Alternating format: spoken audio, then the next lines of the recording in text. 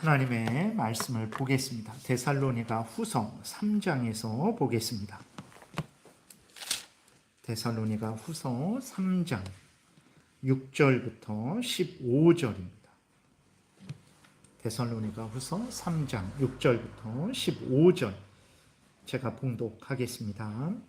형제들아, 우리 주 예수 그리스도의 이름으로 너희를 명하노니 게으르게 행하고 우리에게서 받은 전통대로 행하지 아니하는 모든 형제에게서 떠나라.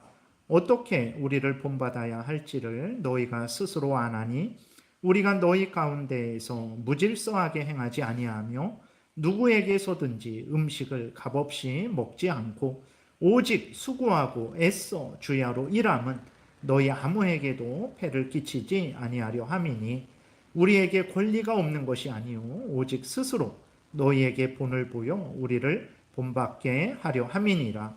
우리가 너희와 함께 있을 때에도 너희에게 명하기를 누구든지 일하기 싫어하거든 먹지도 말게 하라 하였더니 우리가 들은즉 너희 가운데 게으르게 행하여 도무지 일하지 아니하고 일을 만들기만 하는 자들이 있다 하니 이런 자들에게 우리가 명하고 주 예수 그리스도 안에서 권하기를 조용히 일하여 자기의 양식을 먹으라 하노라. 형제들아, 너희는 선을 행하다가 낙심하지 말라. 누가 이 편지에 한 우리 말을 순종하지 아니하거든 그 사람을 지목하여 사귀지 말고 그로 하여금 부끄럽게 하라. 그러나 원수와 같이 생각하지 말고 형제같이 권면하라. 아멘. 기도드리겠습니다. 살아계신 하나님 아버지, 감사합니다. 이 시간 하나님의 말씀을 우리가 전하고 듣습니다. 성령께서 역사하셔서 우리를 향한 하나님의 말씀을 잘 알고 믿고 순종해서 하나님의 영광을 드러내고 이웃을 말씀으로 유익하게 하고 우리도 하나님의 말씀에 약속된 은혜를 풍성히 누리게 도우소서. 감사드리고 예수 그리스도의 이름으로 기도드렸습니다. 아멘. 오늘은 종료주일인데 종료주일이지만 또 이제 한 주간 새벽 예배도 드리고 다음 주 부활주일이고 해서 계속해서 이전에 하던 대로 교회의 표지를 마무리하는 시간을 갖고자 합니다. 그래서 우리가 그럴 수 있어요. 교회의 표지. 그러니까 이 표를 보면 이걸 보면 여기 무엇이 있구나 그렇게 알려주는 게 표지죠. 그랬을 때 교회의 표지에 대해서 계속 말씀을 드리고 있어요. 계속 교회인지 교회가 아닌지, 교회이지만 더 순수한 교회인지 덜 순수한 교회인지 그 나타내는 표지는 하나님의 말씀의 바른 선포, 그리고 세례와 성찬의 바른 시행, 그리고 교회를 오염시키는 죄악에 대한 권징이라고 이제 말씀을 드렸는데 오늘은 세례와 성찬, 그 다음에 권징을 말씀을 드릴 거예요. 우리는 그럴 수 있어요. 아니 그게 목사님 무슨 의미가 있습니까? 지금 막 샤워도 5분만 하라 그리고 뭐 쓰레기 봉투도 정말 이제 나올지 안 나올지 그래서 쓰레기 봉투 사재기도 하잖아요. 뭐 여러 가지 심각한 상황인데 지금 교회인지 아닌지 하나님의 말씀의 바른 선포, 세례와 성찬의 바른 시행, 그리고 또 권징, 죄에 대한 오늘 본문이 권징이거든요. 그래서 오늘 본문을 자세하게 설명하는 것이 아니고 그냥 이런 게 권징이다라는 차원으로서 간략하게 말씀을 드릴 거예요. 그런 게 정말 나의 현실과 무슨 상관이 있습니까? 나는 지금 너무나 아프고 힘들고 어려운데 교회의 표지 맨날 그거 벌써 몇 주째 그거 말씀하시면 어떻게 합니까? 우리가 그렇게 생각을 할 수도 있어요. 그런데 여러분 보세요. 우리가 왜 아프고 힘들까요? 우리가 왜 이 땅에 살아가는데 눈물이 있고 슬픔이 있고 괴로움이 있고 고통이 있을까요? 왜 이 나라를 정말 그냥 이렇게 잘 이끌어가면 되는데 왜 그러한 일들이 참 역사 가운데 거의 없어요. 나라를 복되게 이끌어가는 그러한 왕들, 그러한 정치인들, 그러한 대통령들 별로 없습니다. 그래서 더 힘들고 어렵단 말이에요. 왜 이렇게 어렵고 개인적으로도 그렇고 가정적으로도 그렇고 그 다음에 국가적으로도 세계적으로도 왜 이렇게 혼란하고 어지러운 일들이 많이 일어날까요? 여러분 그 원인을 따져보게 되면 하나님의 말씀대로 아담과 하와가 살지 않은 데서부터 시작되는 거예요. 사탄의 그 괴계에 미혹된 데서부터 시작되는 거예요. 그래서 우리가 볼 때 하나님의 말씀의 바른 선포, 세례와 성찬의 바른 시행, 그리고 교회를 오염시키는 죄악에 대한 권징, 이게 아무 우리의 실생활에, 나의 개인적인 지금 생활에, 가정생활에, 이 국가에서 대한민국 국민으로서 살아가는 이 생활에 아무런 영향이 없는 것 같지만 아닙니다, 여러분. 우리들이 뒤를 돌아보세요. 인생이 힘들고 어렵고 정말 큰 어떤 어려움을 당했을 때 보세요. 왜 그랬는지.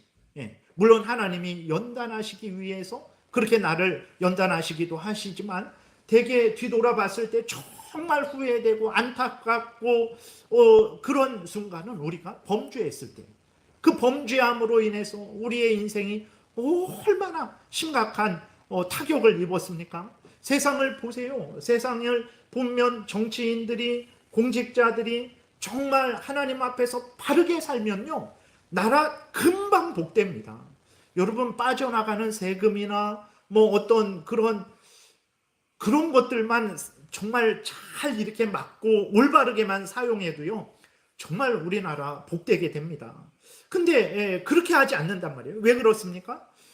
하나님의 말씀에 관심을 갖지 않고 하나님 말씀 제쳐두고 자기가 옳다 하는 대로 이렇게 하면 되겠지, 저렇게 하면 되겠지 하고 살아가니까 그런 문제가 생기는 거예요. 그래서 이렇게 교회의 표지가 하나님의 말씀의 바른 선포고 세례와 성찬의 바른 시행이고 죄에 대해 죄를 책망해서 죄를 멈추고 돌이키게 하는, 회개하게 하는 권징이다. 그랬을 때 그게 아무런 내 삶에 도움이 안 될 것 같지만 아닙니다, 여러분.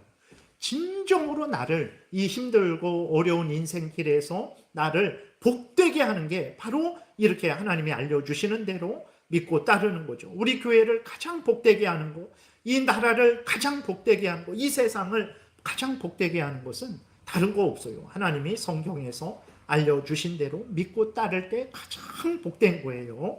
그래서 지금 이 시대 상황하고 또 지금 나의 형편하고 아무런 연결이 없는 것 같다라고 느끼시지 마시고, 정말 하나님의 말씀대로 살 때 성경에서 항상 이야기하는 게 뭡니까? 내 명령을 지키면 하나님께서 내가 너에게 복을 주실 것이다. 이게 성경 창세기부터 계시록까지 말씀하시는 거예요. 내 명령을 어기면 내가 너에게 벌을 준다. 이게 창세기부터 계시록까지 말씀하시는 거죠. 그래서 우리들이 하나님의 말씀에 집중하십시오. 힘들고 어려울수록, 혼란하고 어지러울수록 더 하나님의 말씀에 집중하면 살 길이 열리게 되는 거죠. 그래서 이제 교회의 표지는 하나님의 말씀, 성경의 바른 선포다 말씀을 드렸어요. 그럼 바른 선포가 뭐냐? 그랬을 때 성경을 가감하지 않고 전하는 거라 그랬어요. 근데 성경을 가감하지 않고 전하지 않는 사람이 누가 있겠습니까? 예를 들어서 마태복음 찢어버리고 이건 너무 이상해, 찢어버려서 그렇게 마태복음 없는, 창세기 없는 성경이 어디 있겠습니까? 다 갖고 있죠. 그래서 문선명처럼 이 성경은 잘못된 것이다 해서 자기가 또 다른 원리강론 같은 거를 만들지 않더라도 성경을 가감하는 것은 무엇입니까? 성경을 가지고 있지만 이 성경 전체를 전하지 않는 거, 그게 가감하는 거죠. 성경을 가지고 있지만 이 성경 전체를 듣지 않고 자기가 좋아하는 것만 믿고 따르는 거, 그것도 가감을 하는 것입니다. 물론 우리가 더 좋아하는 부분이 있고 더 마음에 와닿는 부분이 있고 찬송도 더 자주 부르는 찬송이 있어요. 그런 걸 뭐라 그러는 게 아닙니다. 그런 거는 얼마든지 그럴 수 있어요. 근데 성경 전체가 말하는데, 예를 들어서 힘들죠. 원수를 사랑하라. 그게 쉬운 일입니까? 너무나 힘든 일이죠. 그러니까 남을 섬겨라. 그거는 정말 힘든 일이죠. 그러니까 그런 말씀들은 듣지도 않고 읽지도 않고 행하지도 않고 섬김을 받아라, 예를 들어서 그런 것만 읽고 듣고 좋아하고 행한다면 그런 것도 성경을 가감하는 것입니다. 그래서 성경을 바르게 선포한다 그랬을 때 그 의미는 뭐냐? 창세기부터 계시록까지 나와 있는 모든 하나님의 말씀을 읽고 듣고 믿고 순종하는 그러한 삶을 살아가는 것, 그것이죠. 그리고 이제 교회가 공적으로 객관적으로 성경을 체계적으로 요약 정리한 교회의 신앙 고백서를 따라서 하나님의 말씀을 읽고 듣고 믿고 전하는 것, 이것이 성경의 바른 선포다라고 말씀을 드렸어요. 그리고 두 번째로는 교회인지 아닌지, 교회인데 더 순수한 교회인지 덜 순수한 교회인지 그 표지는 뭐냐면 세례와 성찬을 시행하는 거예요. 희한하죠? 아니, 세례와 성찬이 어떻게 교회인지 아닌지를 분별하는 기준이 될까? 그리고 더 순수한 교회인지 덜 순수한 교회인지를 분별하는 기준이 될까? 왜 그렇습니까? 왜냐하면 예수님이 친히 세례와 성찬을 제정하시고 예수님이 다시 오실 때까지 교회에서 행하라 명령하셨어요. 그렇기 때문에 머리 대신 예수님이 몸된 교회에게 세례와 성찬을 행하라 명령하셨거든요. 그러면 몸된 교회는 당연히 예수님의 명령을 따라 세례와 성찬을 행해야 되는 거죠. 교회라고 하면서 머리 대신 예수님이 세례와 성찬을 행하라 명령하셨는데 행하지 않는다. 그러면 그것이 교회인가? 예수님의 명령을 듣지를 않는 거죠. 그럼 그것이 교회인가? 생각하게 되는 거죠. 예수님의 말씀도 전하고 듣지도 않고, 그리고 예수님이 세례와 성찬을 행하라 했는데도 행하지도 않고, 그럼 그것이 교회인가? 라고 의심하게 되는 것이고, 이전에는 행했는데 지금은 잘 안 해요. 그러면 타락하여 지는 거죠. 덜 순수한 교회로 점점 바뀌어 가게 되는 것입니다. 그래서 우리가 잘 아는 대로 마태복음 28장에 한번 넘겨보세요. 여기 보게 되면 신약 성경 전체를 통해서 봤을 때 예수님이 교회에 직접적으로 예식을 제정하시고 행하라 라고 말씀하신 것은 이 세례와 성찬밖에 없어요. 그래서 마태복음 28장 제가 빨리 읽겠습니다. 예수께서 나와 말씀하여 이르시되 하늘과 땅의 모든 권세를 내게 주셨으니 그러므로 너희는 가서 모든 민족을 제자로 삼아 아버지와 아들과 성령의 이름으로 세례를 베풀고 내가 너희에게 분부한 모든 것을 가르쳐 지키게 하라. 볼지어다 내가 세상 끝날까지 너희와 항상 함께 있으리라 하시니라. 그래서 여기도 보게 되면 보세요. 하나님의 말씀하고 세례가 핵심적으로 나오죠. 예수님이 말씀하시기를 나는 이제 하늘과 땅의 모든 권세를 가지고 있다. 두려워하지 말고 나를 의지하고 내 명령을 따라라 말씀하시면서, 그러니까 나는 모든 교회의 머리로 있는 거다 이렇게 말씀하죠. 그 19절에 가서 모든 민족을 제자로 삼아라. 제자는 누굽니까? 스승의 가르침을 그대로 따르는 자들이에요. 여러분, 우리가 제자가 되어야 됩니다. 예수님이 우리 주님이시고 구원자이시고 우리의 스승이시죠. 말씀을 하셨는데 듣기만 하고 따르지 않는다. 그건 제자가 아니에요. 우리는 예수님의 제자가 되어야 돼요.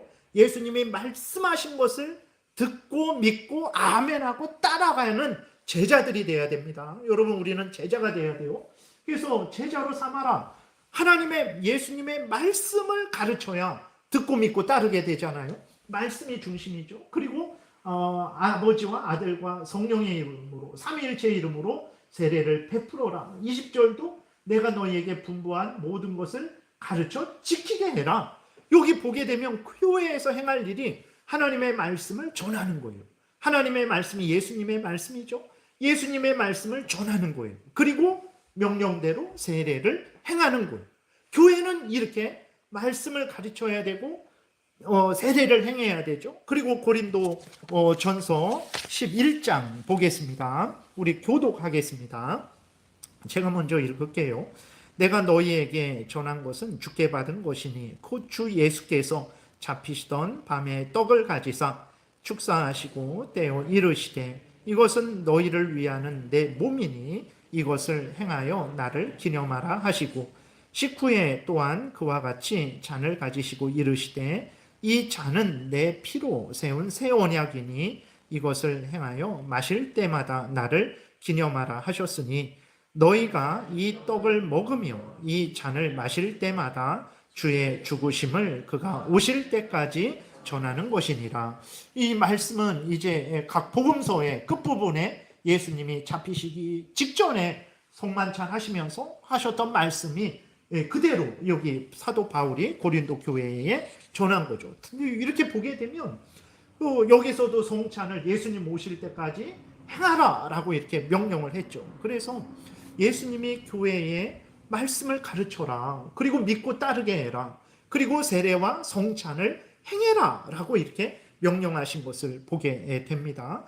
그래서 교회인지 아닌지 어떻게 알 수 있냐? 예수님의 명령대로 이제 하나님의 말씀을 잘 바르게 선포하는지, 듣고 믿고 따르는지, 그 다음에 예수님의 명령대로 세례와 성찬을 예수님 오실 때까지 시행하는지, 그것을 기준으로 해서 이곳이 교회구나, 예수님의 몸된 교회구나 인지 아닌지를 알 수 있는 것이고, 열심히 그렇게 행할 때에 더 순수한 교회구나, 아니면 반대로 행할 때에는 덜 순수한 교회구나, 우리가 알 수 있는 것이죠.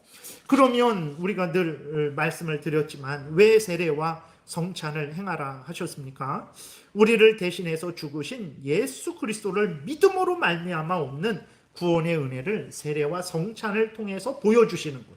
그러니까 이렇게 말씀으로 예수님이 우리를 대신해서 죽으셔서 우리가 살았습니다. 얼마든지 말씀으로 우리가 행하잖아요. 근데 그것을 한 번 더 확실하게 알려주시고 확인시켜 주시고 확신시켜 주시기 위해서 세례와 성찬을 행한 거예요. 봐라, 내가 전하지 않았냐? 내가 너희들을 대신해서 내가 십자가에 못 박혀 죽음으로 내가 너희들을 구원했다고 말했지. 봐라, 진짜 세례를 행해라. 물을 가지고 머리에 물을 뿌리든지 아니면 물속에 풍덩 담갔다가 꺼내든지 물을 가지고 세례를 행해라. 봐라, 의미하는 게 뭔 줄 아느냐? 내 피로 성령께서 역사하셔서 나의 피로 너희들의 죄를, 더러운 죄를, 멸망당할 죄를 내가 깨끗이 씻어준다라는 것을 이렇게 보여주지 않느냐? 너희들이 세례를 받을 때마다, 너희들이 세례 예식에 참여할 때마다 너희는 내 피가 너희들의 더러운 죄를 깨끗이 씻었다라는 것을, 그것을 확인하고 확신을 가지고 담대하게 내 은혜를 누리며 이제 하나님의 자녀로서 하나님의 영광을 위해 살아가라, 그렇게 알려주시기 위해서 세례를 제정하신 거예요. 성찬도 마찬가지입니다. 여러분, 우리들이 살아가는 게 무엇으로 살아갑니까? 목사님, 돈이죠. 당연히 돈이죠. 그 진짜 돈일까요, 여러분? 돈이 있다고 내 마음의 근심 걱정이 사라질까요? 돈이 있으면 우리 집이 행복해질까요?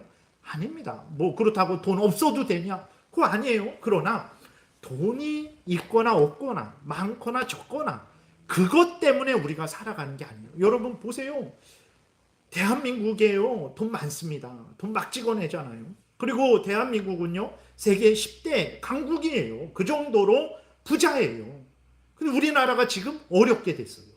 많이 어렵습니다. 혼란하고 어지럽고 제2의 IMF가 오는 것은 아닌지, 정말 이러다가 큰일 나는 건 아닌지, 우리 원화도 1,500원 막 넘어가고 어떻게 될지 모르겠어요. 우리 원화 가치가 세계에서 거의 막 아주 꼴찌처럼 떨어져 버렸어요. 가치 없게 됐습니다. 우리나라가 돈이 없어서 그랬습니까? 아니에요.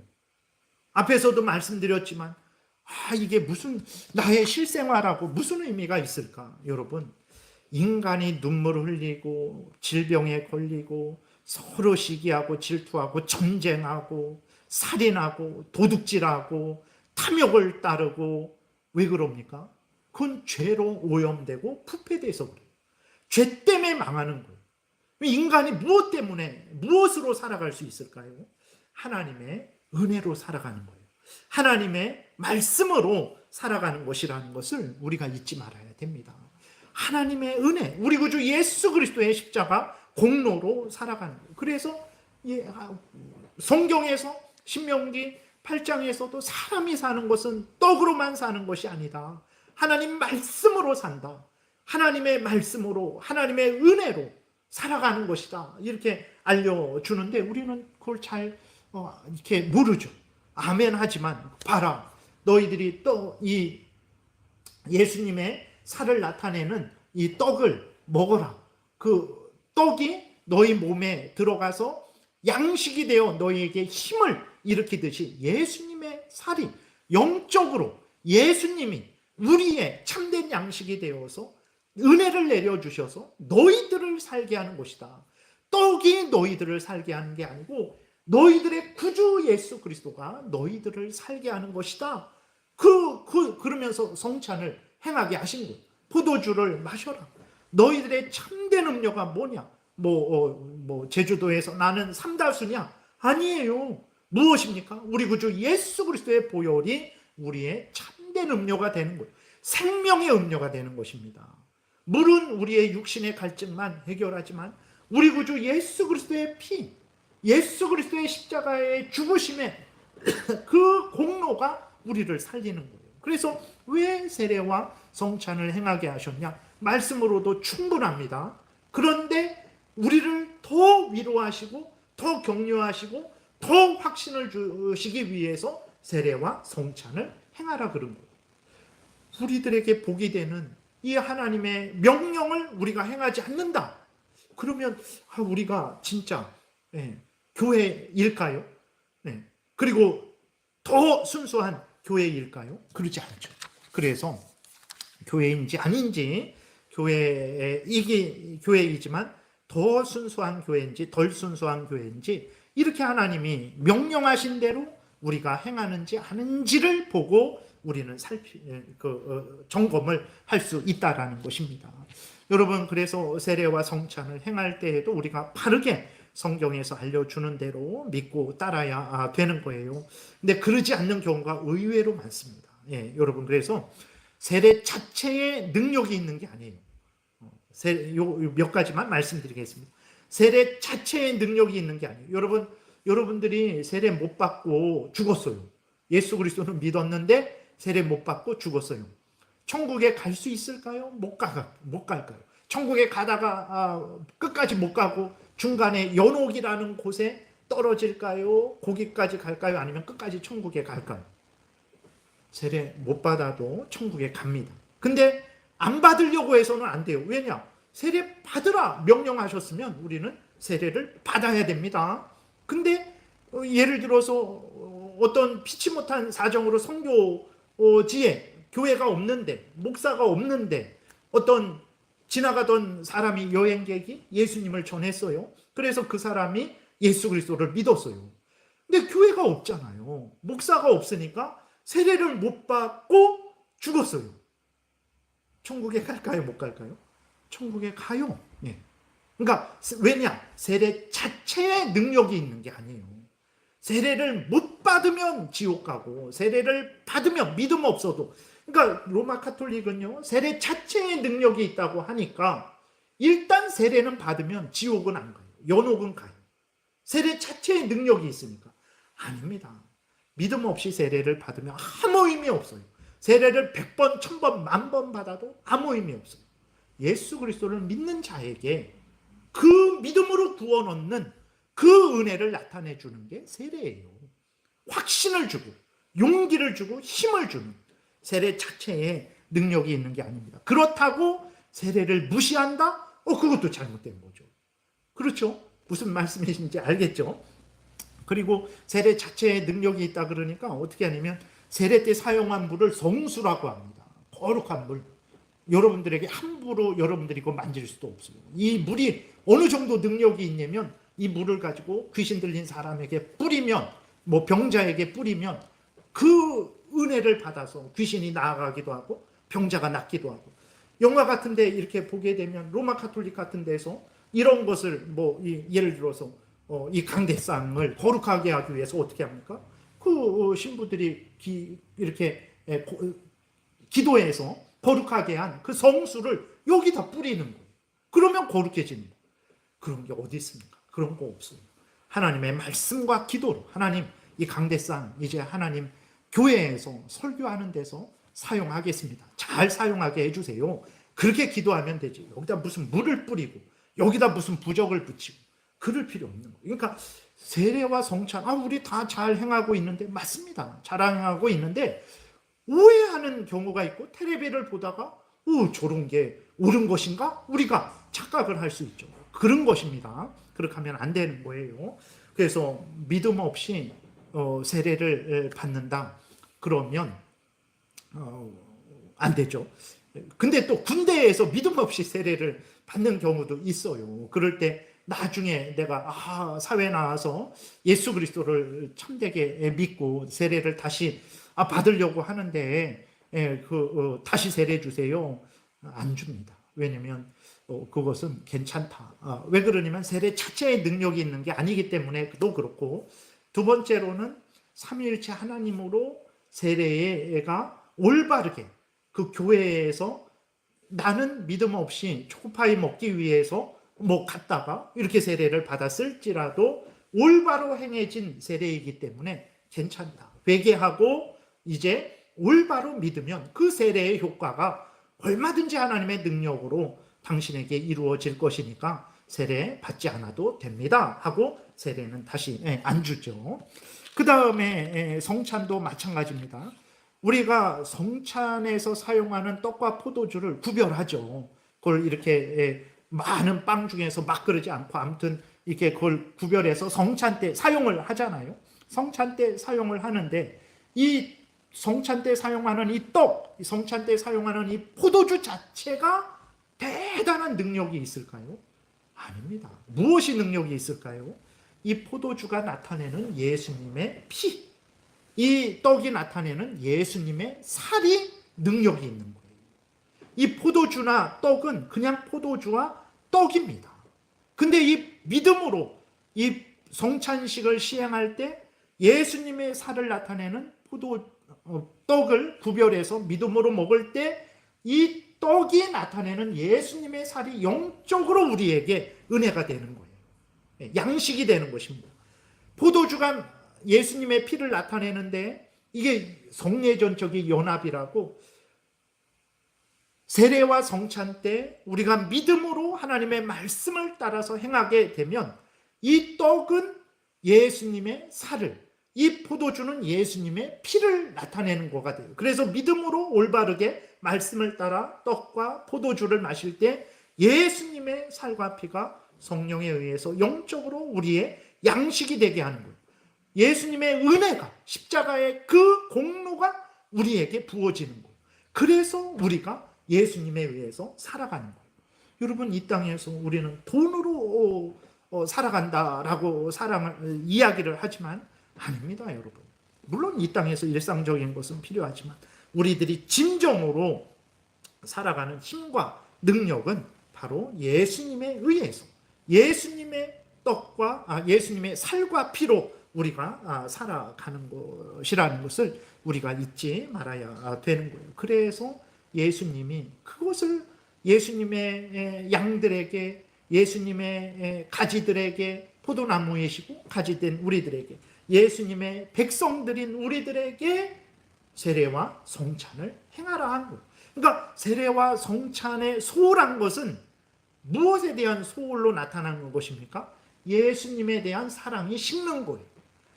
대강대강 하세요. 그냥 건너뛰읍시다. 1년에 한 번만 합시다.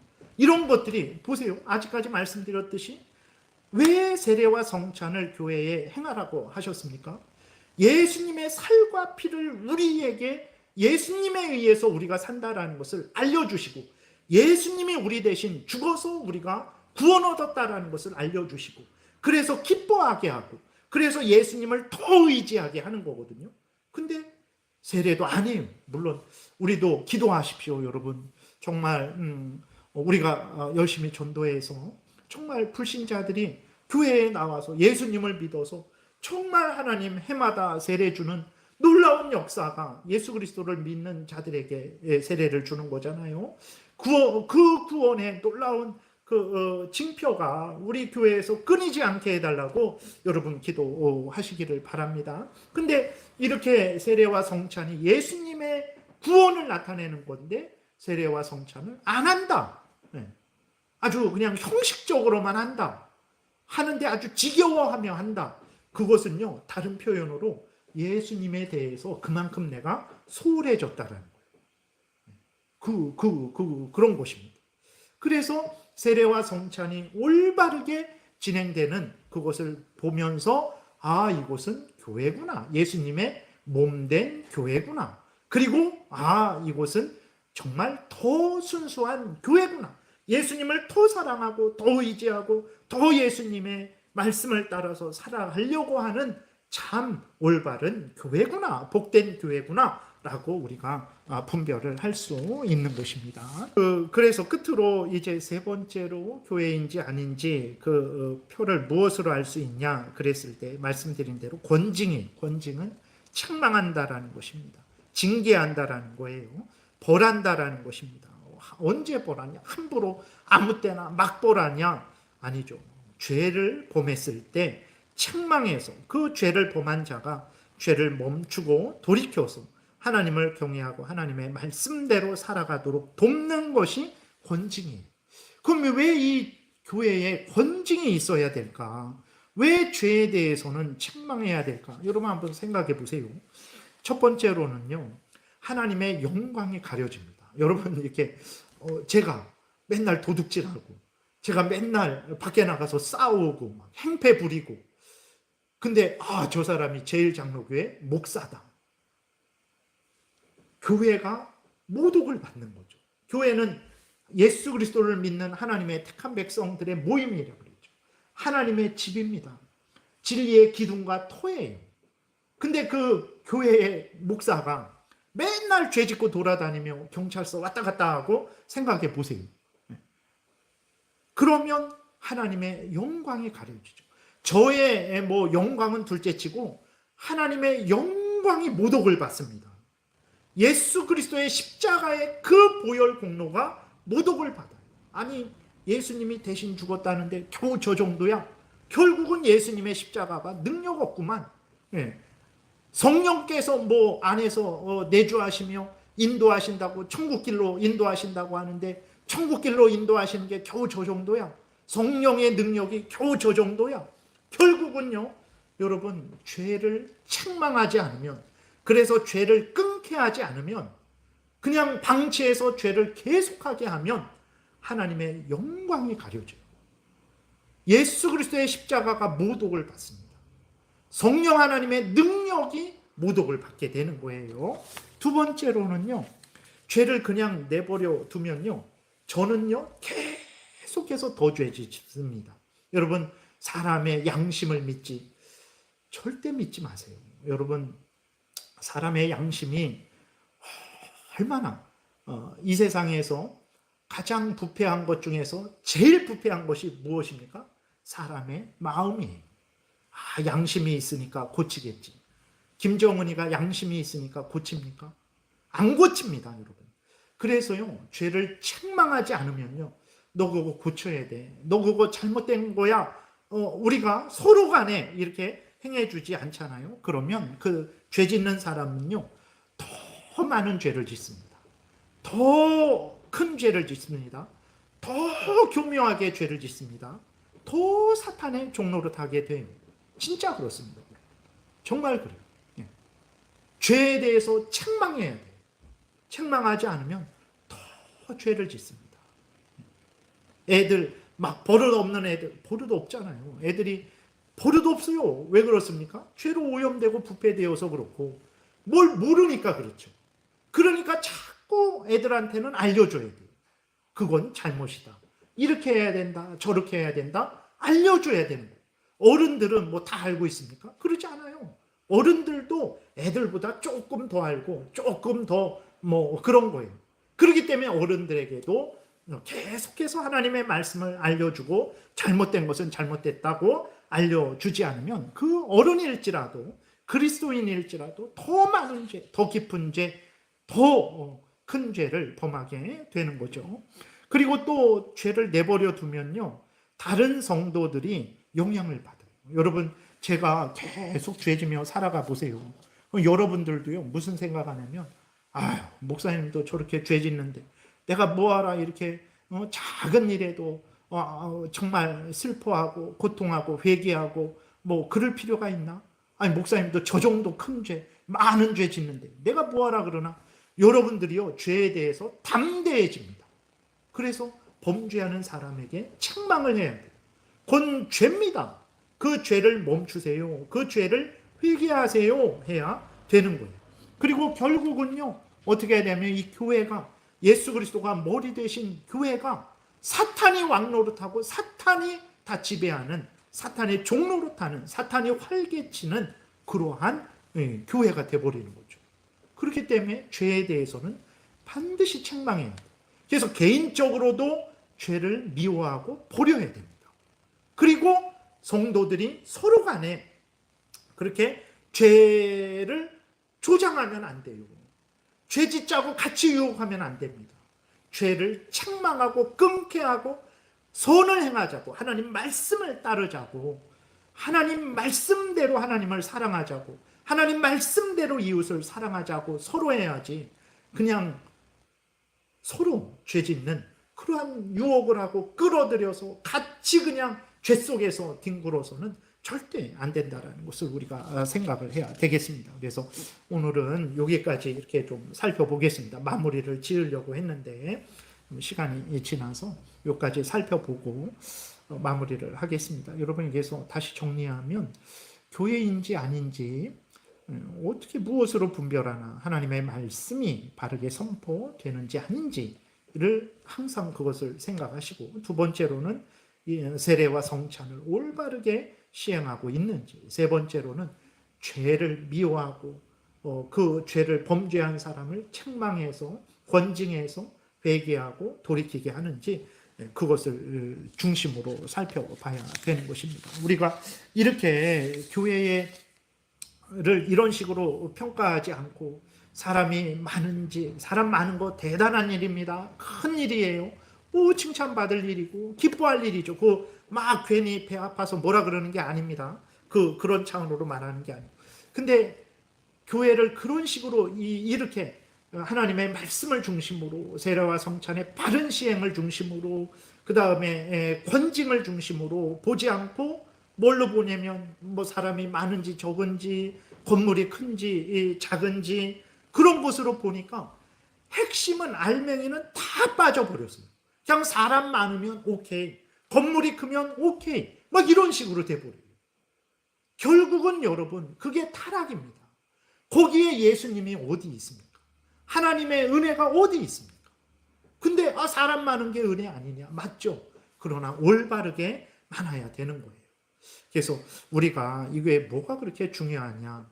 이렇게 하나님의 말씀대로 우리가 살아갈 때 여러분 우리가 복을 받습니다. 교회에서만 복을 받는 게 아니고 우리가 가정에서도 이 사회에서도 복을 받게 되는 거예요. 그래서 여러분들이 정말 하나님의 말씀대로 항상 이렇게 우리가 교회에서 전하고 듣는 이것이 정말 진정으로 복된 것이고 또 하나님이 기뻐하시는 것이라는 것을 명심하고 세상이 다 이런 것들을 별로 중요시 하지 않는데 우리들은 중요시해야 됩니다. 이것이 우리가 살 길이라는 것을 다시 한번 마음에 여러분들 새기시기를 바랍니다. 기도드리겠습니다. 살아계신 하나님 아버지, 참으로 은혜를 내려주셔서 우리 제일장로교회가 또 이 땅에 있는 대한민국에 있는 이 수많은 교회들이 또 온 세상에 있는 교회들이 하나님의 크신 풍성한 은혜를 힘입어서 더욱 하나님의 말씀을 바르게 선포하고 세례와 성찬을 바르게 시행하고 죄를 미워하고 버리는 권징을 신실하게 시행하게 도우소서. 이것이 하나님 세상을 복되게 하는 길이요 하나님의 영광을 드러내는 길이요 우리도 복되게 하는 길이라는 것을 명심하고 항상 하나님이 성경에서 알려주시는 대로 믿고 따르게 도우소서. 예수 그리스도의 이름으로 기도드렸습니다. 아멘.